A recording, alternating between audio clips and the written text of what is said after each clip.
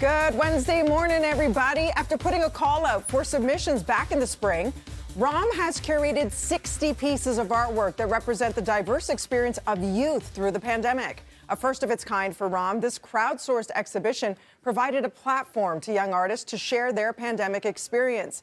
Joining us now is the senior curator at ROM, Jennings, to talk about this awesome exhibition. Good morning. How are you, Justin? Great, Dina. Thanks for having me. Thanks for joining us, and congratulations to everybody who actually contributed, because we know that art is therapy, right? So how did this idea come to be?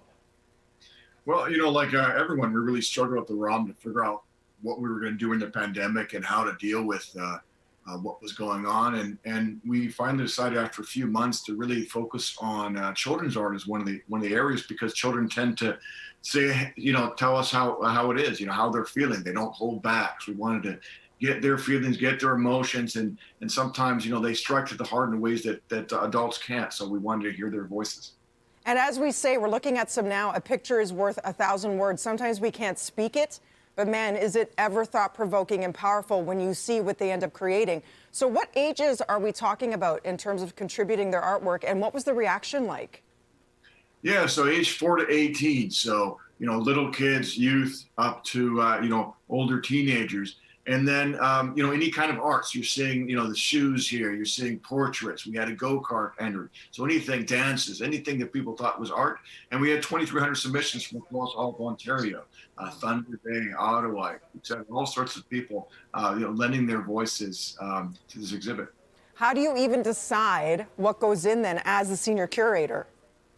Oh, well, it was difficult, yeah, certainly. Going down from 2,300 to 60, and it certainly wasn't just me. We had people from across the museum. We also had artists, psychologists, youth workers working with us in a panel. So it was very difficult. At the end of the day, what we were trying to do was not necessarily show the quote-unquote best art, but show a variety of experiences. So get some sense of the highs and lows and the different, ping-pong feelings that people were having as they were dealing with these situations, just like we were. So it was a very difficult process. So impressive, looking at what these incredible young artists were able to convey and portray through their work. So if we at home are very interested in taking part in this, how do we go about doing so?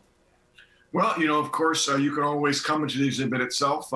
As was said earlier, it's free to the public, open through the end of March. So you have 15, 20 minutes even, come and see some of this great art.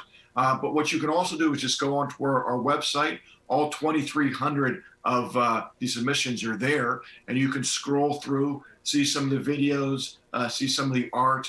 And what's great about it too is we not only have the art, but we also have the youth descriptions, both in the exhibit itself and in there, so you can hear from their voice what they were feeling, what they were trying to portray when they sent us their wonderful works. Amazing. Thank you so much, Justin, for sharing that. It's called the My Pandemic Story. The exhibition, is open now and free to the public until February 2022. Thank you so much.